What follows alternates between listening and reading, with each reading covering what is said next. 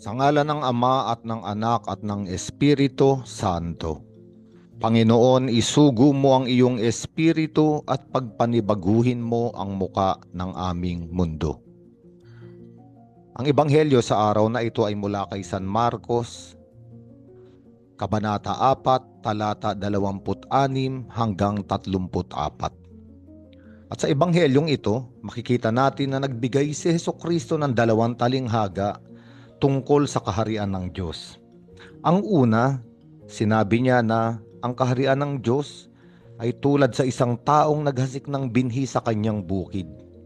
Natutulog siya kung gabi at bumabangon kung araw, samantala ang binhi ay tumutubo at lumalago ngunit hindi alam ng naghasik kung paano. Ang lupa ang nagpapasibol at nagpapabunga sa mga pananim. Usbong muna ang lumilitaw sa kaang tangkay pagkatapos nahihitik ito sa butil. Kapag hinog na ang mga butil, agad niya itong ipagagapas sapagkat panahon na para ito'y anihin. Isang napakagandang talinghaga. At kung ang pag-uusapan natin ay ang paghahari ng Diyos sa ating buhay,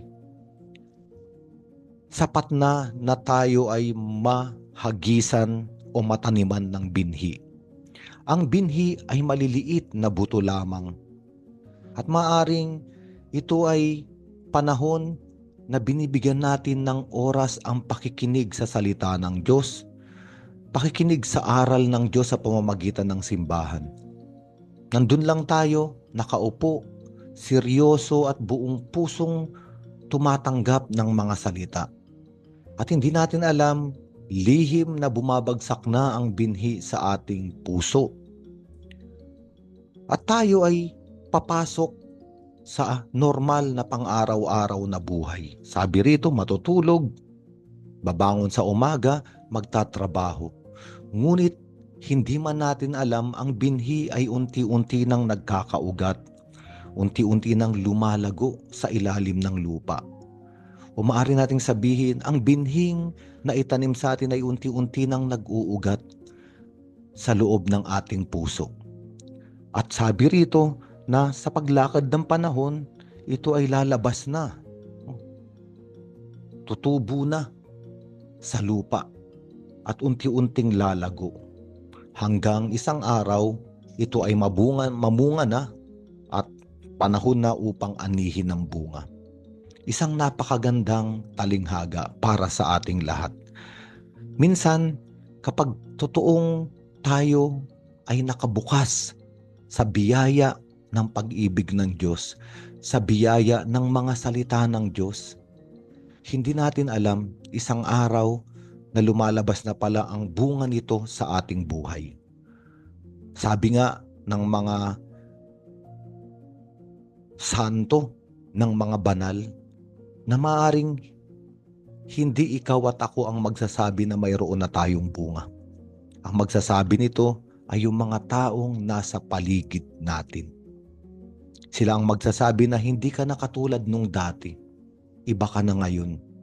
At yung pagiging iba natin ngayon, yung pagiging bagong tao natin ngayon, ay dahil sa itinanim na binhi na ating natanggap mula sa Diyos. Ang binhing ito ay maaring tawaging binhi ng pananampalataya. Kaya nga, hindi man natin alam na sa ating buhay pala ay naghahari na ang Diyos. At nakikita ito sa pamamagitan ng mga bunga. Ang ikalawang talinghaga ay katulad pa rin sa binhi. Ngunit ito naman ay partikular na sinabi ni Hesukristo na binhi ng mustasa. Ang binhi raw ng mustasa ang siyang pinakamaliit sa lahat ng mga binhi. Ngunit kapag ito'y naitanim, ito'y lumalago at nagiging pinakamalaki sa lahat ng tanim.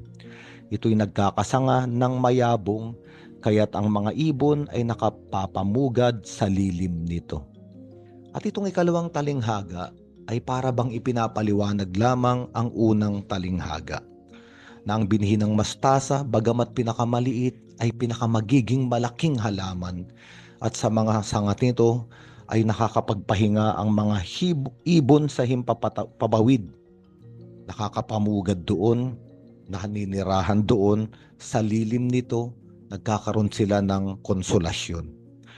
Ito ang sinasabi nung unang talinghaga. Ano ba ang bunga? Ang bunga ay kapag sa ating buhay ay may mga tao ng nais makipag-ugnayan, sa ating buhay ay may mga tao ng nais manahan, o sa madaling salita, sa ating buhay o sa ating pagkatao may mga nais ng magpahinga. Isang halimbawa ay mga taong pagod na sa paglalakbay dito sa buhay. Katulad ng mga ibon na napapagod na sa paglipad sa himpapawid. Kailangan nila ng isang sangang masisilungan. Kailangan nila ng isang sangang mapagpapahingahan. At ang taong may bunga ng pananampalataya, ang taong pinaghaharian ng Diyos, ay ang taong kayang ibigay ang kanyang balikat, kayang ibigay ang kanyang sarili upang bigyan ng kapahingahan ang iba. Katulad siya ng isang lilim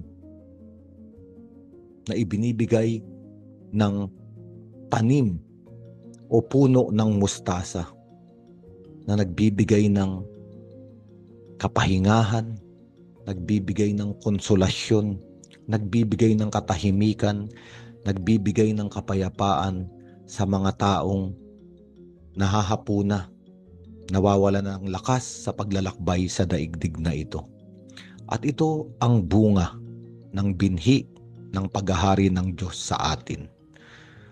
Upang ang mga taong nakapagpahinga sa piling natin, ang mga taong nabigyan ng konsolasyon ng mga salita natin, ang mga taong naliwanagan at naunawaan ng kanilang buhay dahil sa atin, pagkatapos ng kanilang pagpapahinga, sa pakikipagtagpo sa atin, magkakaroon na naman sila ng lakas upang ipagpatuloy ang pagharap sa buhay.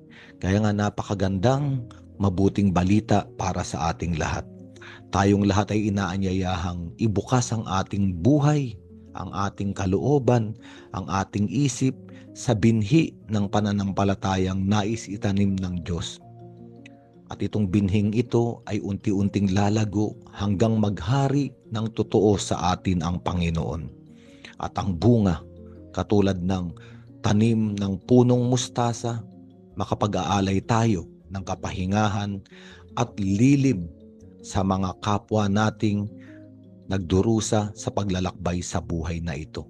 Bibigyan natin sila ng lakas upang isang araw sila ay magkaroon muli ng lakas na bumangon at maglakbay sa buhay.